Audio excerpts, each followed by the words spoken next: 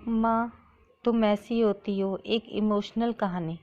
बिमल बहुत परेशान था। उसे समझ में नहीं आ रहा था कि वो इस परिस्थिति से कैसे निपटे। वो अपनी माँ को बहुत चाहता था, किंतु उसकी पत्नी और बच्चे उसकी माँ से बहुत दूर भागते थे, क्योंकि उसकी माँ की एक आंख नहीं थी, साथ ही उनकी कमर भी 90 अंश पर झुकी हुई थी। वैसे वह अपना काम सब खुद कर लेती हैं, किंतु फिर भी वो उसकी पत्नी बच्चों के लिए हमेशा खटकती हैं।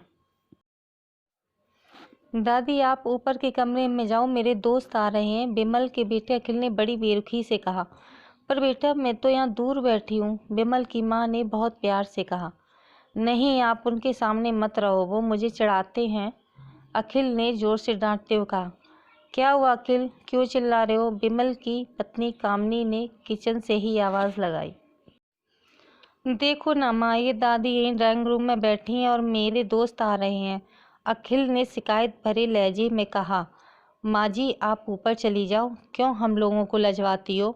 कामनी ने बेटे का पक्ष लेते हुए कहा। बेचारी सरस्वती चुपचाप उठकर जीने के सहारे ऊपर जाने लगी। कमर झुकी होने के कारण उन्हें ऊपर चढ़ने में बहुत परेशानी हो रही थी, किंतु वो पूरी ताकत से ऊपर के एक अकेले कोने वाले कमरे में जाकर बैठ गई।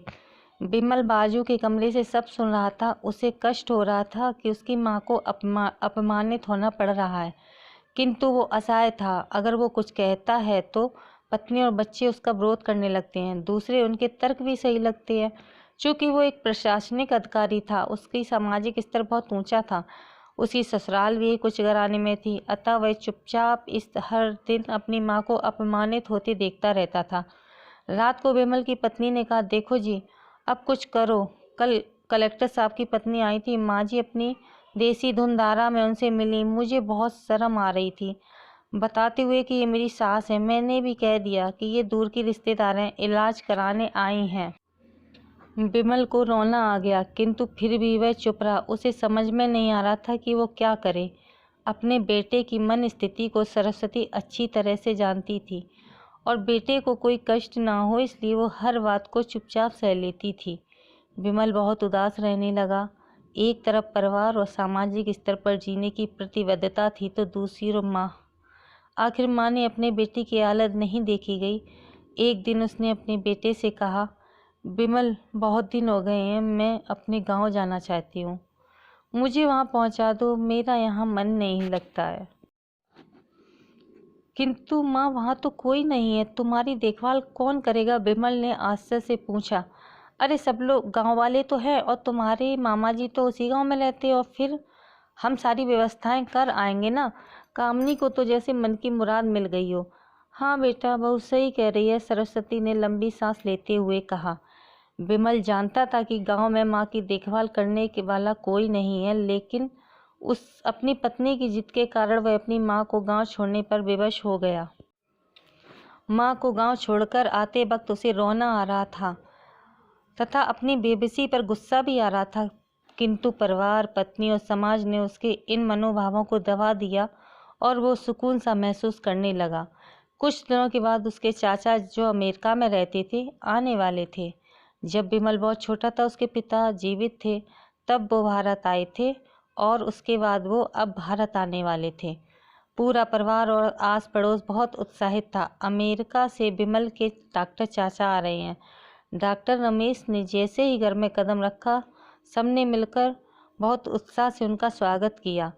क्यों बिमल, भाभी नहीं दिख रही, कहाँ है? डॉक्टर रमेश ने उत्साहपूर्वक पूछा।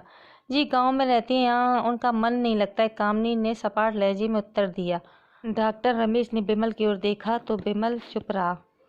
डॉक्टर रमेश समझ गए, बोले, कल हम भाभी से मिलने गांव सब लोग चलेंगे। दूसरे दिन सभी लोग गांव के घर में पहुंचे। देखा कि सरस्वती को बहुत तेज बुखार है और वो पलंग पर असहाय पड़ी है। डॉक्टर रमेश दौड़कर सरस्वती के पास गए, उनके पैर छूकर रोने लगे। सरस्वती की हालत उनकी कल्पना से परे थी। वाह बेटा बिमल, तूने तो नाम उजागर कर दिया। अपनी माँ की ये हालत देखकर तुझे तो शर्म नहीं आ रही होगी। डॉक्टर रमेश ने बिमल को लगभग डांटते हुए कहा। नहीं देवर जी, बिमल का कोई दोष नहीं है, मैं खुद गांव आई थी। सरस्वती ने अपने बेटे का बचाव किया। मुझे सब पता चल गया। भाभी आप चुप रहो। क्यों बहू, तुम्हें अपनी सास की कुरूपता पसंद नहीं है? समाज में तुम्हें नीचा देखना पड़ता है ना। डॉक्टर रमेश ने कामनी की ओर व्यंग से देखा। कामनी निरुत्तर होकर विमल को देखने लगी।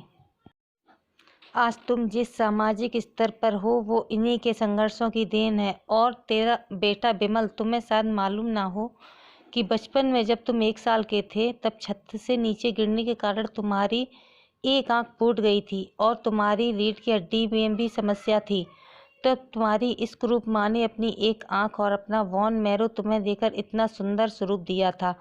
कामनी बेटा, इतने सालों तक संघर्ष करके बेटे को प्रशासनिक अधिकारी बनाने वाली इस संघर्षशील औरत की तुम लोगों ने यह दशा कर दी। तुम्हें ईश्वर कभी माफ़ नहीं करेगा। डॉक्टर रमेश की आंखों से अश्रु जलधारा बह रही थी। अब भाभी, आप मेरे साथ अमेरिका जाएंगी, यहाँ इन स्वार्थी लोगों के बीच नहीं रहेंगी। डॉक्टर रमेश ने सरस्वती से कहा। विमल को तो काटो खून नहीं था। डॉक्टर रमेश उसके चाचा थे। उन्होंने जो राज बताया उसके बाद तो विमल को यही लग रहा था कि उससे ज़्यादा पापी इस संसार में कोई और है ही नहीं। वह दौड़ता गया और माँ सरस्वती के कदमों से लिपट गया। माँ, मेरा अपराध अक्षम्य, मैं जानबूझकर चुप्पी साधे रहा, आपका अपमान करवाता रहा। अब सिर्फ आप ही उस घर में मेरे साथ रहोगी और कोई नहीं। विमल ने आग्नेय दृष्टि से अपनी पत्नी और बच्चों को देखा। कामनी को भी बहुत पश्चाताप हो रहा था, किंतु उसकी हिम्मत नहीं हो रही थी कि वो सरस्वती से आंखें मिलाए। सरस्वती ने कामनी की मन स्थिति को समझकर उसको पुचकारते हुए अपने पास बुलाया और विमल को डांटते हुए कहा, खबरदार जो मेरी बहू को मुझसे अलग करने की कोशिश की तो तुझे ही घर से बाहर निकाल दूंगी। कामनी और बच्चों ने सरस्वती के पैर पड़ते हुए अपने व्यवहार पर माफ़ी मांगी और माँ के हृदय ने सबको माफ़ कर दिया। यह कहानी आपको अच्छी लगी हो तो सब्सक्राइब और लाइक ज़रूर करें।